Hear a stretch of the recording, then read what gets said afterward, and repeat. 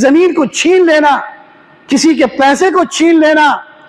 یا راستے میں کوئی ایسی چیز ڈالنا جس سے چلنے والے کو تکلیف ہوتی ہو، یہ بھی بڑے گناہوں میں سے ہے اور خطرناک خوفناک گناہوں میں سے ہے۔ حدیث میں آتا ہے، اللہ کے نبی نے فرمایا، تم لوگ جانتے ہو مفلس کون ہے؟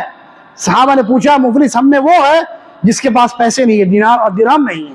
اللہ کے نبی نے فرمایا کہ نہیں، قیامت کے دن ان المفلس من امتی یأتی یوم القیامہ بصلاۃ وصیام وزکاۃ وشتم هذا وقذف هذا واکل مال هذا وسفك دم هذا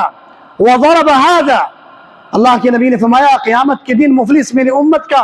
وہ شخص ہوگا جس کے نامہ اعمال میں نماز، روزہ، زکوٰۃ پورا بھرا ہوا ہوگا،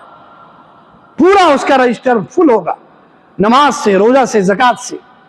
لیکن اپنی دنیا کی زندگی میں اس نے کسی کو گالی دیا ہوگا، کسی کو ستایا ہوگا،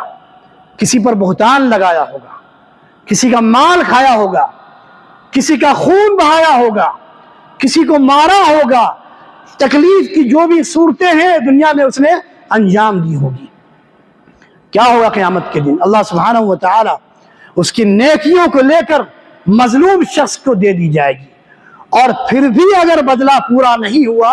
تو اللہ سبحانہ و تعالی مظلوم کے گناہوں کو لے کر ظالم شخص کے اوپر ڈال دیا جائے گا اور پھر اسے جہنم میں پھینک دیا جائے گا۔